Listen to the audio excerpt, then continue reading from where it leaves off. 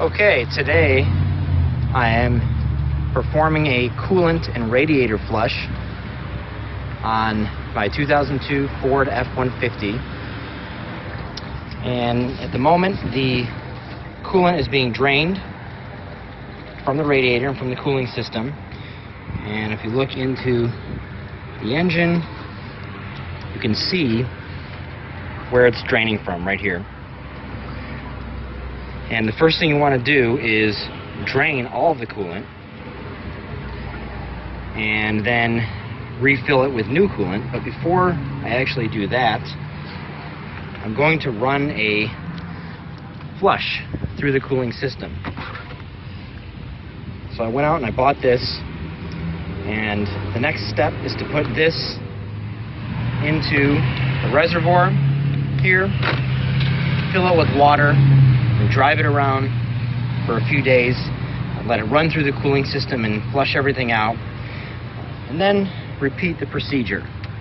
Drain the coolant again, try that a few times with water, fill it up again with water, drain it again, and eventually the coolant should come out, or the water should come out clear.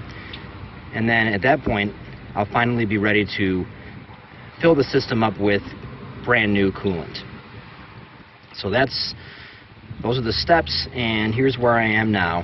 Just draining the coolant, getting ready to put the flushing chemical into the cooling system before replacing it with brand new coolant. So I just finished running the radiator flush for a few days in the truck, and now I have to drain all of that dirty fluid out, and then I have to perform the flush, which involves filling the radiator system with water and running the car for about 10 minutes and draining it again, and doing that as many times as necessary until the water runs clean. And at that point, I can fill up the cooling system with new antifreeze. Okay, so I have finished flushing out the truck's cooling system, and these are the results. This right here, each of these cups represents a sample from each time I flushed out the system and drained it. So the first one here represents the coolant that first came out when I first drained it. The second one, which is significantly dirtier looking, represents what happened after I put the detergent in the flush through the system. So obviously the detergent broke up some contaminants, and that came out when I drained out the radiator.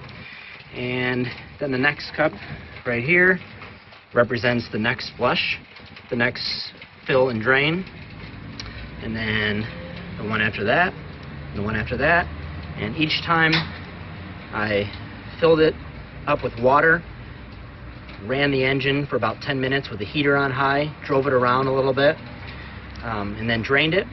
The result, the water that was drained out was cleaner than the last one. So this represents a flushing of the system, and a flushing basically means a rinsing with water. And now here's the final result. It's obviously much clearer than it was originally, and also since I flushed some of the contaminants out with the radiator flush chemical. And now that the system is much cleaner, now the water's coming out a lot clearer than it was. Now I can fill the system with brand new coolant. Now this idea of filling each cup with a sample that represents each flush, I actually got that idea from an auto mechanic who has a YouTube channel, and his name is ChrisFix. So ChrisFix, I've learned a lot of great stuff from him. Go check him out on YouTube. So once again, here are the results. The cup here on the left represents the initial drain of the radiator. The one in the middle represents the draining of the cooling system after The chemical flush had run through the system for a few days, taking out all the contaminants, and this represents the results of the last flush and the draining of the remaining water in the radiator. So as you can see, the system has been cleaned pretty well.